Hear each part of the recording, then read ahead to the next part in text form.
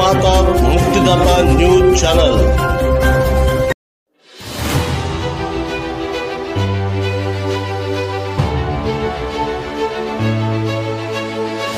येत्या मान्सून हंगामाच्या पार्श्वभूमीवर नगर परिषद दिग्रसकडून शहरातील सर्व प्रमुख नाले व गटारांची स्वच्छता मोहीम दिनांक 9 मे 2025 पासून जेसीबी आणि ट्रॅक्टर घेऊन जोरात सुरू करण्यात आली आहे।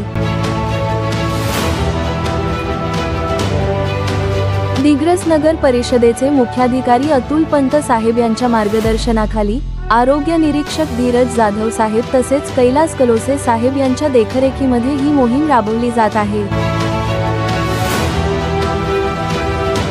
सफाई कर्मचारी वर्गाच्या अथक मेहनतीमुळे शहरातील विविध भागांमध्ये जलद गतीने नाले व गटारे साफसफाईचं काम सुरू आहे।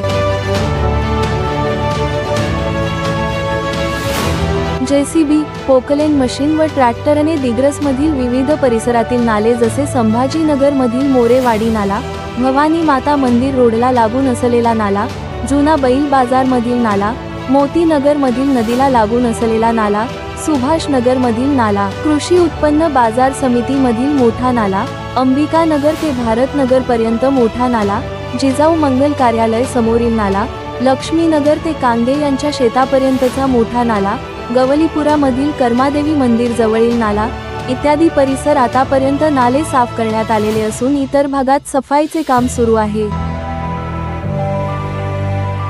पावसात पाणी साठणे, घाण साठणे किंवा गटार तुंबणे यासारख्या समस्यांना नागरिकांना समोर जावे लागत असे।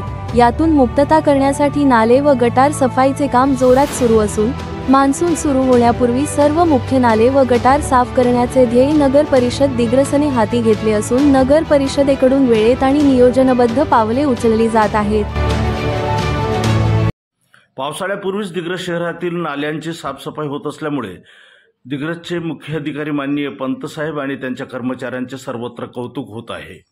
मुक्तिदाता न्यूजसाठी मी गौतम तुपसुंदरे आणि संदेश तुपसुंदरे।